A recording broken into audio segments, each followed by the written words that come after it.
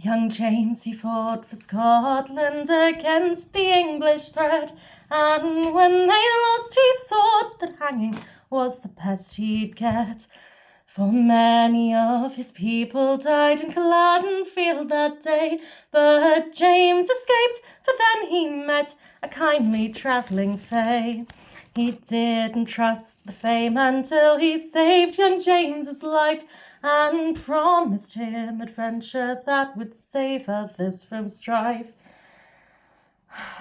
A million worlds were out there James had never seen. The Fae man knew and promised they would live a life of dreams. They met hundreds of people and they did their best to aid. James knew that for this life he clearly had been made.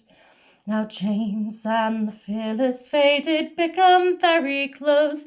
They loved one another and were there through highs and lows. Throughout all their travelling, the two did fall in love. They travelled on to find new worlds and were always hand in glove.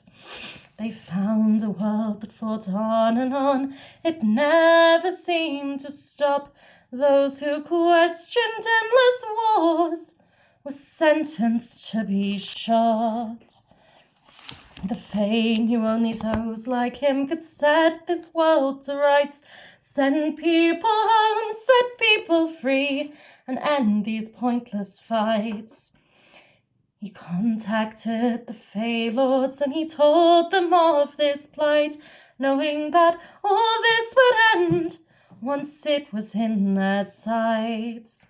He tried to leave before they came, but fate had other plans. They took the Fae man to his home, took him to fairy lands. They stood in judgment on him, for they claimed he interfered, and there was the fact he'd run away, long ago he'd disappeared. He stood up proud and pleaded he'd improved the world he'd been in, but those who stood in judgment thought this kindness worse than sin. I fought against the evil that you deign not to face. What I did for all, no matter time or place.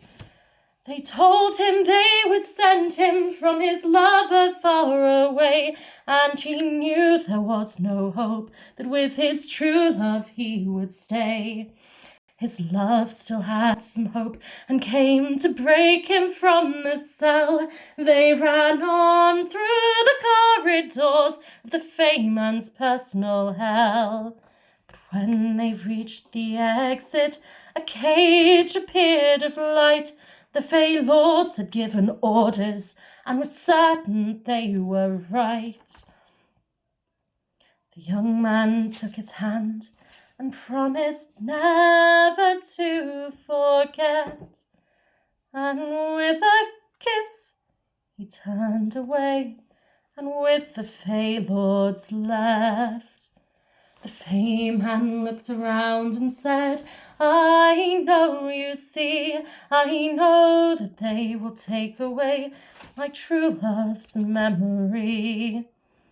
The Fae man faced the judgment, there was nothing he could do, and James's memory was taken, and the Fae man's life was too. And James returned to Scotland to see soldiers armed to kill. He managed to retain his life thanks only to his skill. Still he travels through his homeland, unhappy with his lot. He sees strange visions in his dreams of the love that he forgot. But he thinks it only dreaming, these adventures were not real. It could only be a story, no matter how it feels.